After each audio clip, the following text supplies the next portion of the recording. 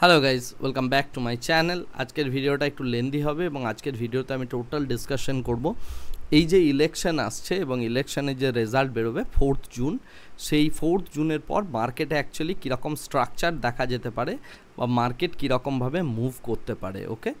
এবং তার ওপর বেসড করে আপনি কিভাবে বেট প্লেস করবেন সেই বিষয়টা নিয়ে আমি আগামী কাল একটা ডিসকাশন করব, ওকে। তো কালকে আমি ট্রেড রিলেটেড ডিসকাশন করব এবং আজকে যে জিনিসটা নিয়ে ডিসকাশন করব সেটা হচ্ছে মার্কেটের ভিউটা কীরকম রাখা উচিত বা মার্কেট অ্যাকচুয়ালি কীভাবে পুরো জিনিসটাকে দেখছে ইলেকশনের মুহূর্তে, রাইট। পুরো ট্রেডিং কমিউনিটি থেকে শুরু করে প্রত্যেকেই এখন এই ইভেন্টটার দিকে তাকিয়ে এবং এই ইভেন্টটার ওপর নির্ভর করছে অনেক কিছুই, আগামী 5 বছরের সমস্ত কিছুই। তো কী রেজাল্ট হলে কি হতে পারে তার ওপর প্রবাবিলিটি অনুযায়ী যতগুলো প্রবাবিলিটি আছে সেই সমস্ত প্রবাবিলিটিগুলোকে নিয়ে আমরা অ্যাকচুয়ালি ডিসকাশনটা করব। তো প্রথম যেটা কথা সেটা হচ্ছে যে সেই ডিসকাশনটা শুরু করার আগে যে মেন কথাটা বলতে চাই সেটা হচ্ছে যে আপনারা যদি কেউ আমার কাছ থেকে ট্রেডিং শিখতে চান তাহলে আপনারা আমার কন্ট্যাক্ট নাম্বার নিয়ে নিন। আমার কন্ট্যাক্ট নাম্বার হচ্ছে 7003790087। আমি মোটামুটি আগস্ট মাসের স্টার্টিংয়ে বা এই জুলাই মাসের শেষ থেকে আমার একটা নতুন ব্যাচ হয়তো চালু হবে এবং সেই ব্যাচটার জন্য আমি এই কথাটা বলছি। তো আপনারা যদি কেউ সেই ব্যাচে জয়েন করতে চান, অনেকেই কন্ট্যাক্ট করেছেন অলরেডি, তো যদি কেউ জয়েন করতে চান আপনারা আমার ফোন নাম্বারে আমাকে কন্ট্যাক্ট করে নিন। ডেসক্রিপশন বক্সেও ফোন নাম্বারটা দেওয়া আছে। যাই হোক, এখন আর এই সমস্ত বিষয় নিয়ে ডিসকাশন না করে অরিজিনাল বা আজকের টপিকে ফেরত আসা যাক, ওকে। তো আমি টপিকে যাওয়ার জন্য এবং ডিসকাশন করার জন্য আমি সোজা চলে যাচ্ছি আমার কম্পিউটার স্ক্রিনে। এখন কম্পিউটার স্ক্রিনে আমি 2004 সাল থেকে বিভিন্ন রকমের ডেটগুলোকে সম্পূর্ণভাবে লিখে রেখেছি এবং সেই ক্ষেত্রে আমাদের এই ডেটগুলোতে ইলেকশনের রেজাল্টগুলো মোটামুটি বেরিয়েছিল, ওকে। মোটামুটি মে মাসের দিকে রেজাল্ট বেরিয়েছিল, এবছর 4th জুন রেজাল্ট আউট হবে, রাইট। তো আমি এই ডেটগুলো থেকে দেখার চেষ্টা করি। প্রথমে আমি স্টার্ট করছি হচ্ছে 2004 সাল থেকে, রাইট। তো 2004 সালের আমরা 13ই মে দেখেছিলাম ইলেকশনের রেজাল্ট। তো আমরা 2004-এর যদি 13ই মেতে যাওয়ার চেষ্টা করি সেটা হচ্ছে এই দিন, রাইট। 17th মে, তার আগে 13th মে। তো 13 মে হচ্ছে এই দিনটা।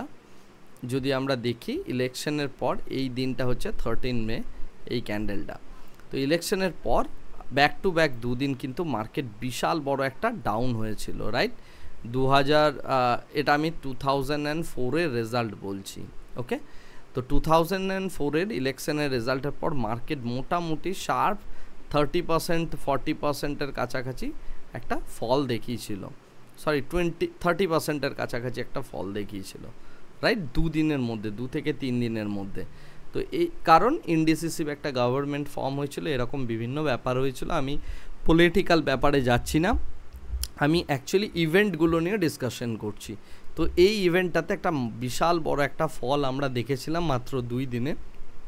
বাট আপনি যদি দেখেন এটা অ্যাকচুয়ালি ফুল পিকচার নয়, ফুল পিকচারটা এবার আমি দেখাচ্ছি।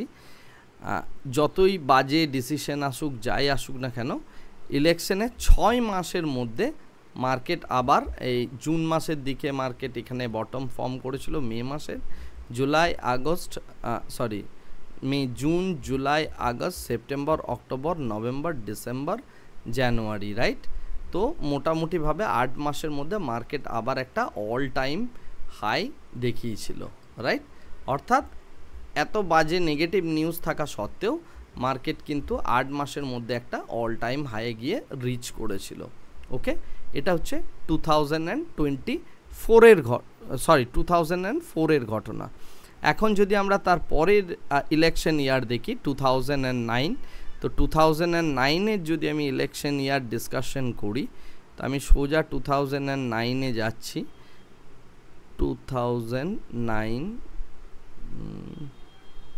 মানে back to back lower circuit দেখানোর পরেও একটা ভালো রেজাল্ট আমরা দেখেছিলাম। 2008-এ একটা বড় ক্র্যাশ এসেছিল শেয়ার মার্কেটের এবং তারপরে আমাদের 2009-এ ইলেকশনের রেজাল্ট, রাইট।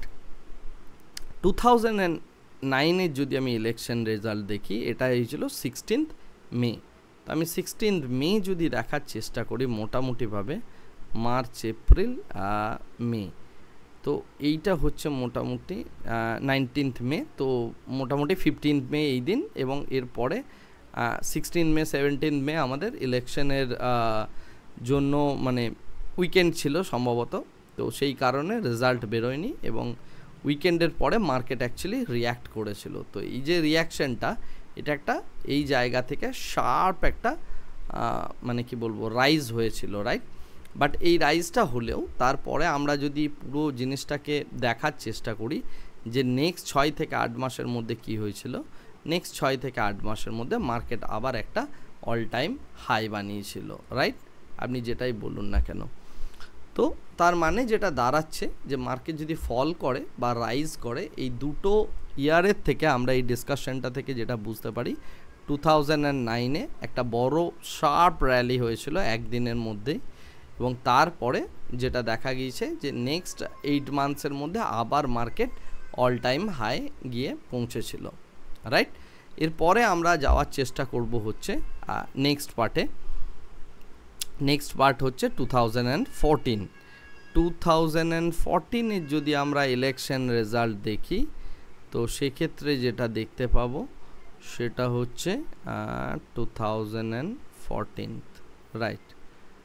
2014-এর আমরা যদি মে মাস দেখার চেষ্টা করি, সরি এটা 13th, আমরা 2014-এর মে মাস দেখার চেষ্টা করব, এপ্রিল মে, সম্ভবত এই 9th মে বা এই 16th মে কোনো একটা ডেটে আমাদের ইলেকশনের রেজাল্ট বেরিয়েছিল, রাইট? 16th মের দিকে সম্ভবত রেজাল্ট বেরিয়েছিল 2014-এ, আমরা একবার গিয়ে দেখে নিই।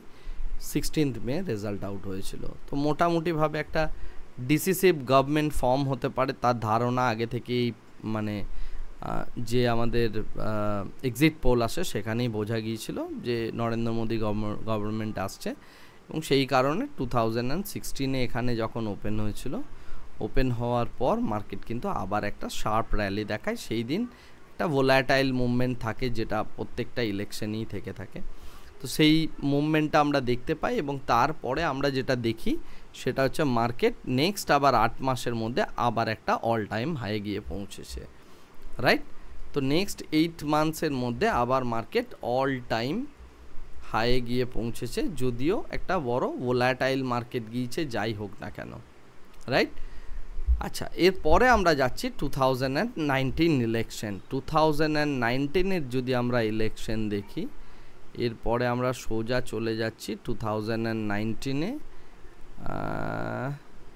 18th, আমরা যদি যাওয়ার চেষ্টা করি 18th, এবং এটা হচ্ছে 18th 19, 2019-এর আমরা যদি মার্চ মাসের ইলেকশনের রেজাল্ট দেখি, এটা আমাদের ইলেকশনের রেজাল্ট বেরিয়েছিল, সরি মে মাসের 23rd মে, আমরা যদি 23rd মে দেখার চেষ্টা করি, 23শে মে মানে মোটামুটি এইরকম একটা সময়, ঠিক আছে? এই সময়ে মার্কেট এই জায়গায় গিয়ে দাঁড়িয়েছিল, এবং এই জায়গাতে মোটামুটি ইলেকশনের রেজাল্ট ডিক্লেয়ার হয়েছে 23rd মে, এবং 23rd মের রেজাল্ট ডিক্লেয়ারেশনের পর আমরা যে জিনিসটা দেখতে পাচ্ছি সেটা হচ্ছে মার্কেটের মধ্যে একটা ফল, বাট নেক্সট 8 মাসের মধ্যে আবার market all time high, right?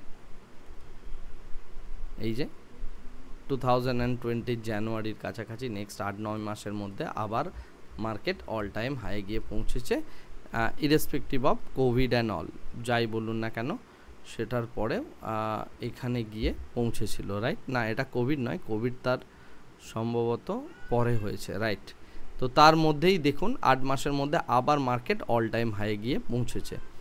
তো এই ডিসকাশনটা থেকে আমরা যে জিনিসটা বুঝতে পারি সেটা হচ্ছে যে মার্কেটের মধ্যে ইলেকশন যেটা হচ্ছে সেটা নতুন কিছু ইভেন্ট নয়, এবং এটা ইকোনমির সাথে অলরেডি ওতপ্রোতভাবে জড়িত, এবং প্রত্যেকটা ইয়ারেই ইলেকশন রেজাল্টে যাই হোক না কেন, খারাপ হতে পারে, ভালো হতে পারে, যেটাই হোক না কেন, তার 8 মাসের মধ্যে মার্কেট একটা অল টাইম হাই বানায়। সুতরাং যারা লং টার্ম ইনভেস্টার তাদের ক্ষেত্রে যেটা ইম্পর্টেন্ট, যদি এই ট্রেন্ডটা ফলো করে মার্কেট, তাহলে যদি এই ইলেকশনের পরে ইলেকশনের রেজাল্টের কী হতে পারে সেগুলো নিয়ে আমি আসছি, বাট মার্কেটে যত ব্যাড নিউজই আসুক না কেন সেটা আগামী 2-3 মাসের জন্য হয়তো থাকতে পারে, বাট 8 মাসের মধ্যে এটা আবার একটা অল টাইম হাই গিয়ে পৌঁছে যাওয়ার সম্ভাবনা আছে যদি মার্কেট এই ট্রেন্ডটাকে ফলো করে, রাইট?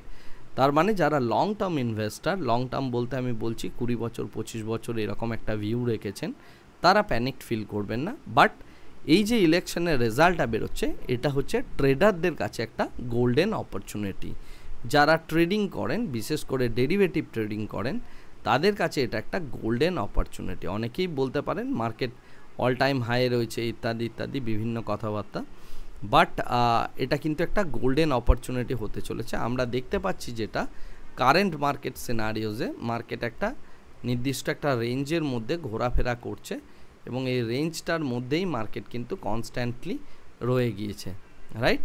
এখন আর মাত্র 10 থেকে 12টা ট্রেডিং সেশন বাকি ইলেকশন রেজাল্ট বেরোতে। তো এই 10-12টা ট্রেডিং সেশনের মধ্যে মার্কেট হয় এই টপটাই যাবে বা এই বটমে আসবে বা এই মাঝামাঝিও যদি থাকে, যেটাই হোক না কেন ইলেকশনের 3টে রেজাল্ট হতে পারে, রাইট? একটা হচ্ছে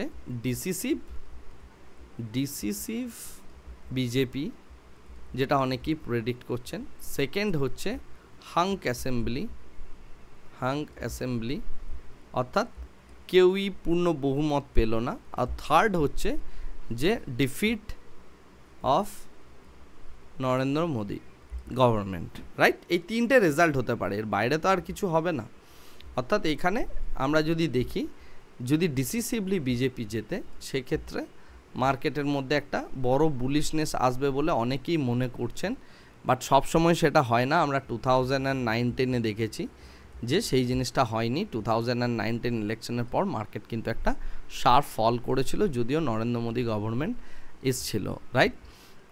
তো সেরকম যদি কোনো গ্লোবাল কারণে হোক বা যে কোনো কারণেই হোক, যদি একটা বিগ ফল আসেও, নেক্সট 8 মান্থসের মধ্যে মার্কেট এই টপটার ওপরে গিয়ে ক্লোজ করবে, রাইট? যদি হাঙ্ক অ্যাসেম্বলি হয়, তাহলে মার্কেট কিন্তু back to back lower circuit বানাবে সেই দিন বা তারপরের 2 দিনের। এটা কিন্তু মার্কেটের মধ্যে দেখা দিতে পারে এবং এর প্রবণতা অনেক বেশি যদি হাঙ্ক অ্যাসেম্বলি হয় বা যদি defeat of Narendra Modi government হয়। ওকে, এই দুটো কেসেই কিন্তু বেশ ভালো পরিমাণ একটা লোয়ার সার্কিট বানাবে এবং তারপরে মার্কেট কিন্তু রিকভারি করবে নেক্সট 8 মাসের মধ্যে। ওকে, তো এটা আমার অ্যাজাম্পশন, এটা হচ্ছে টোটাল সিচুয়েশন, এই সিচুয়েশনসটাই হতে পারে। আর যদি মার্কেট এখানে পূর্ণ বহুমত নিয়ে বড় একটা সিট মার্জিন নিয়ে আবার নরেন্দ্র মোদী গভর্নমেন্ট আসে এবং মার্কেট যদি সেটাকে বুলিশ হিসাবে নেয়, তাহলে মার্কেট এখানে বড় একটা র্যালিও দেখাতে পারে। বাট যেভাবে রিটেল ট্রেডারের মধ্যে বা রিটেলারদের মধ্যে এই পুরো মানে ডিসকাশনটা হয়েছে বা প্রত্যেকেই যেটা এক্সপেক্ট করছেন যে নরেন্দ্র মোদী গভর্নমেন্ট এলে মার্কেট বিশাল বড় একটা হাই মানে মার্কেট বিশাল বড় একটা জাম্প হবে, তার পসিবিলিটি কিন্তু অনেক কমে আসছে। এই কারণেই কমে আসছে, মানে আমি নরেন্দ্র মোদীর হারার কথা বলছি না, উনি যদি জেতেন মার্কেটের র্যালির কথা বলছি, সেক্ষেত্রেও কিন্তু মার্কেট বড় হাই নাও বানাতে পারে, because it is known to everyone. এবং মার্কেট যেহেতু সব কিছু ডিসকাউন্ট করে দেয়, সুতরাং মার্কেট এটাও কিন্তু ডিসকাউন্ট করে দেবে।